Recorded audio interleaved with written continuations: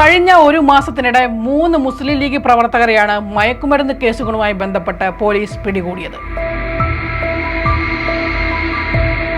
P K. ഫിറോസിന്റെ സഹോദരൻ P K. Bujair, youth league നേതാവ് സാദിഖ് അലി കൂമ്പാറ, കാസർകോട്ടെ ലീഗ് നേതാവ് എം.കെ. മസൂദ് എന്നിവരാണ് മയക്കുമരുന്ന് കച്ചവടത്തിന്റെ പേരിൽ അറസ്റ്റിലായ മുസ്ലിം ലീഗ് നേതാക്കൾ. പകൽ ലഹരിക്കെതിരെ ഘോരം പ്രസംഗിക്കുകയും എന്നാൽ ഇരുട്ടിന്റെ മറവിൽ അതേ ലഹരിയുടെ കച്ചവടക്കാരാകുകയും ചെയ്യുകയാണ് മുസ്ലിം ലീഗ് എന്ന രാഷ്ട്രീയ പാർട്ടി.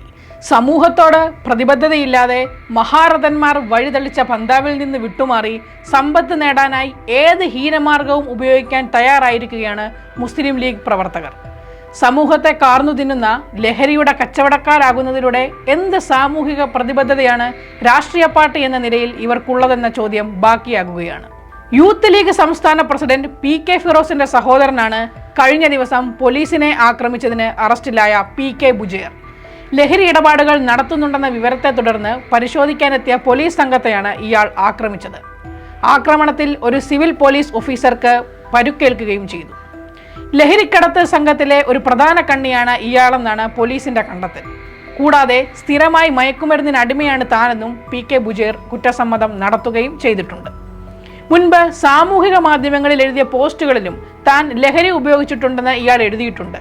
അപ്പോൾ ലഹരിക്കടിമയാണ് പി.കെ. ബുജേർ എന്ന വ്യക്തി എന്ന കാര്യം അത്ര രഹസ്യമായ ഒന്നല്ല. അതറിഞ്ഞിട്ടും അക്കാര്യം മറച്ചുവെക്കുകയായിരുന്നു പി.കെ. ഫിറോസ്. സഹോദരന്റെ ഈ മയക്കുമരുന്ന് കച്ചവടവുമായിട്ട് ഇദ്ദേഹത്തിന് പങ്കുണ്ടോ എന്നുള്ള കാര്യവും അന്വേഷിക്കണമെന്ന് പറഞ്ഞാൽ എങ്ങനെ തെറ്റു പറയാനാകും? എന്തുകൊണ്ട് ആ കാര്യം പോലീസിനെ അദ്ദേഹം അറിയിച്ചില്ല? അപ്പൊ അദ്ദേഹം അറിഞ്ഞിട്ടും ഒരു വസ്തുത മറച്ചു വെച്ചു. അത് തെറ്റാണ്.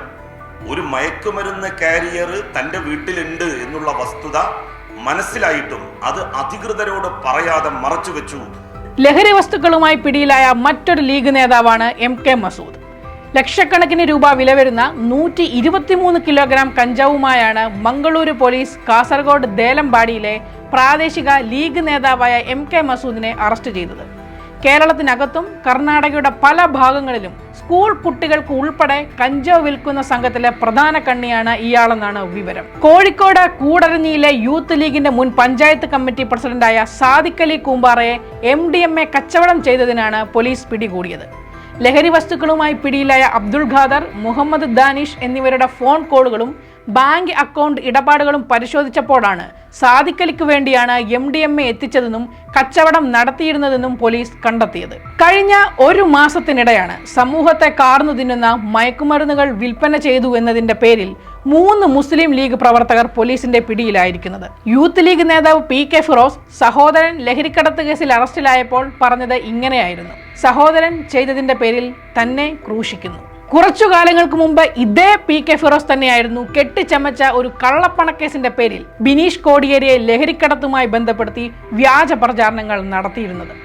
അസുഖബാധിതനായ കോടിയേരി ബാലകൃഷ്ണൻ എന്ന സമുന്നത നേതാവിനെ മയക്കുമരുന്ന് കച്ചവടക്കാരന്റെ അച്ഛൻ എന്ന് വിളിച്ച് ആക്ഷേപിക്കാൻ മുൻനിരയിൽ നിന്നിരുന്നതും യൂത്ത് ലീഗ് നേതാവായ പി.കെ. ഫിറോസ് ഉൾപ്പെടുന്ന കൂട്ടമായിരുന്നു. അന്നൊരു മനുഷ്യന്റെ ജീവിതത്തിൽ നിന്ന് 366 ദിവസങ്ങൾ വെട്ടിമാറ്റുന്നതിൽ അയാളുടെ നിരപരാധിയായ ഭാര്യയെയും കുഞ്ഞുങ്ങളെയും ആക്രമിക്കുന്നതിനും മുൻപന്തിയിൽ നിന്ന വേട്ടക്കാരിൽ ഒരാളായിരുന്നു പി.കെ. ഫിറോസ്.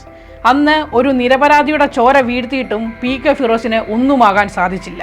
അന്ന് തന്നെ ആക്രമിച്ച പി.കെ. ഫിറോസിന് ഇപ്പോൾ ബിനീഷ് കോടിയേരി നൽകിയ മറുപടി ഒരു ഓർമ്മപ്പെടുത്തൽ കൂടിയാണ്. കുഴി കുഴിക്കുന്നവർ അതിൽ വീഴും, കല്ലുരുട്ടുന്നവന്റെ മേൽ അത് തിരിഞ്ഞുരുളും.